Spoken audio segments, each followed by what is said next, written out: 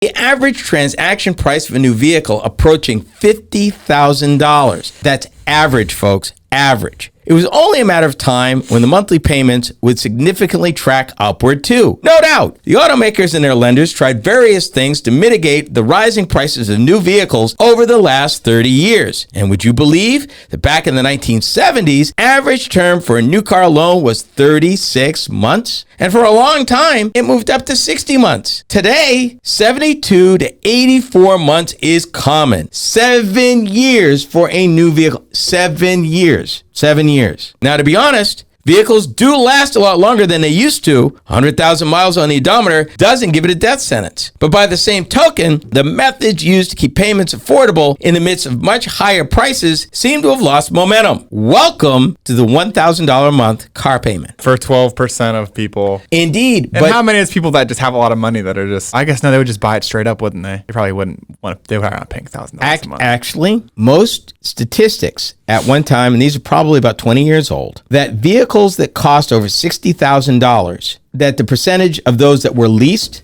was about 60-70%. Typically, if you're driving that, and I think if anything, it would be higher today. Because honestly, it makes no economic sense. If you have the means to drive a vehicle like that, even in a lease, then you're smart enough financially not to put that kind of money into a depreciable asset. You just wouldn't do it. And also, if you're a business person and it's your business, as a lease expense, it's a write-off. Yeah. You can write the expense off. I've been ranting about this all week because it's always gas prices. It's never, why have we organized a society where a majority of people are, I'll use the word forced. I mean, we could say enticed to buy a personal passenger vehicle that, as we've discussed endlessly on this podcast, sits 90 to 95% of the time. Mm-hmm.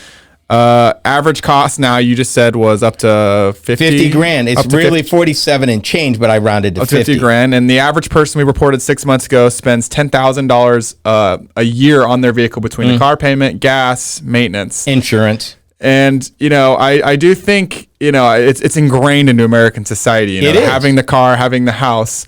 And this has been at the expense of, so many other, mass transportation, these things where it's like, it's kind of a tax on the poor because you can't, especially in Iowa, you have no choice, really. Mm-hmm. I mean, But I counter this.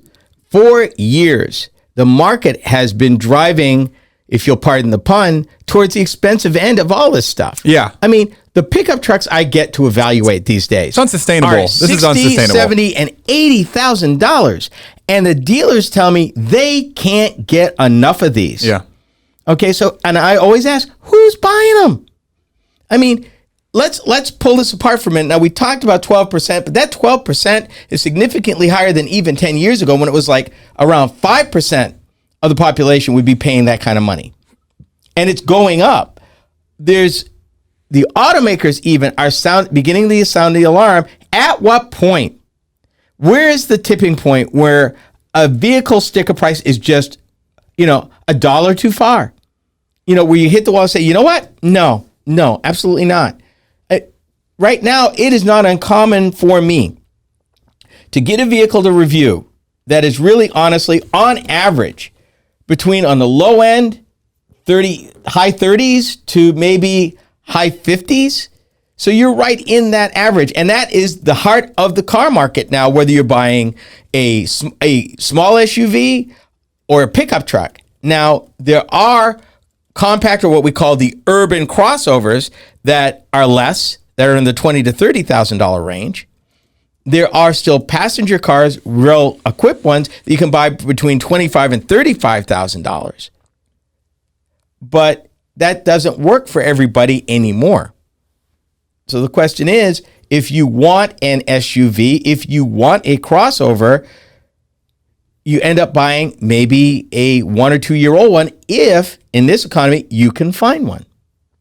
Because we've already reported here that the average price of those are up $7 grand. I have experience with that.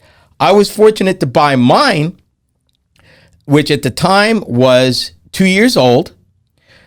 I bought it for roughly 12 grand less than what it went for new, had 25,000 miles on it.